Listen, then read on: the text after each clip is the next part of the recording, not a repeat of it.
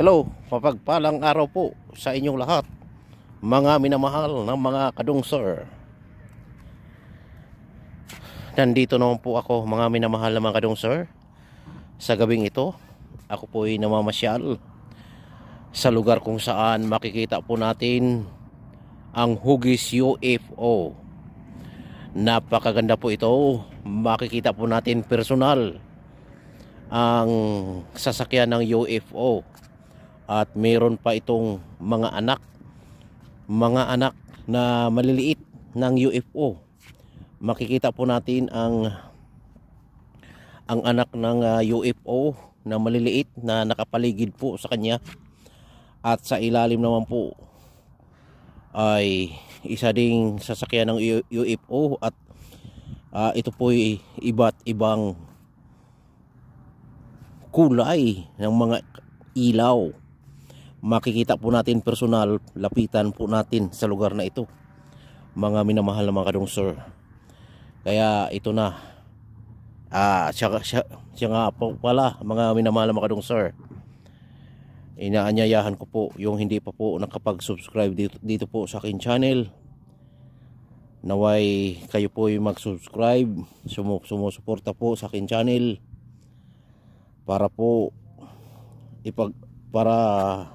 aking ipagpatuloy ang mga nasimulan. Kaya at siyempre po, kung nagustuhan niyo po ang video ito, paki-like naman po. Kaya hindi na po natin patatagalin para makita niyo ang isang UFO. Naku po, napakaganda po. Totoo po talaga ang kanilang sinasabi na paiba-iba po ang kulay ng ilaw.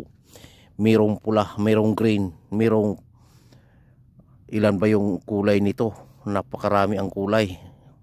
Nag-iba-ibang kulay. Kaya umpisa na po natin, titingnan na po natin mga minamahal na mga kadungsor. Ayan po. Ayan po ang UFO. Ayan. Napakaganda po.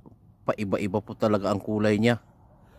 At siyempre po, doon po sa taas, mayroon pa po. Yan. Mayroon po talagang UFO sa taas. At mayroon pa itong mga anak nakapaligid sa kanya. Ibang klase pong UFO na ito. At mayroon pa talagang anak na nakapaligid po sa kanya, mga minamahal na mga kadungsor. Yan po, nakikita po natin. 3 pong nakapaligid sa kanya. At sa kabila po, mayroon pa pong isa. Ayan. Ayan po, napakaganda po ang UFO ito. Talaga namang may nakapaligid po sa kanyang mga anak na mga UFO. Ayan po. Ayan oh, napakaganda po ng kanyang kulay. Ayan.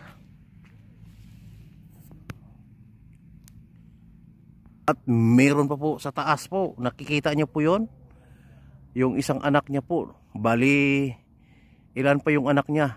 Anak ng UFO. Oh, 5 yung anak niya. Yan po, yung nasa taas po, babae po yan. Yung species ng UFO. At nandito po yung ama. Ayun po ang ama na sa baba. Paiba-iba po ang kulay ng ilaw. Napakaganda po ang UFO. At syempre po, pag inyong nagustuhan po ang video ito, paki-like naman po. Napakaganda po ang aking mga binibidyo ngayong gabing ito. Ayan po, mga minamahal na mga kadungsor, bago po tayo magtapos dito po sa aking video ito, ay nais ko pong pasasalamatan po ang mga sumusunod. Maraming salamat po sa mga bagong nag-subscribe. At syempre po, maraming salamat po na patuloy po kayong sumusuporta po sa aking mga videos na ina-upload.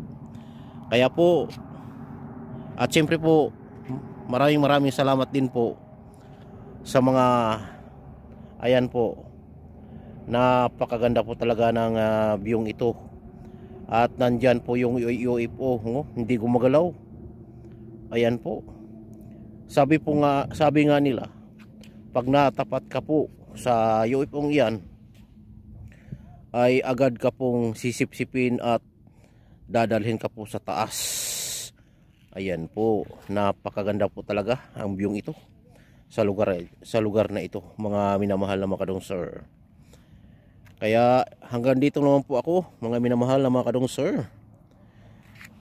Sana po wag po kayong mag-skip ng ads. At siyempre po, paki-like na rin po kung inyong nagustuhan ang video ito. Maraming salamat po. Ito po ang inyong lingkod, Dungsir Adventure, na nagsasabi, God bless us all.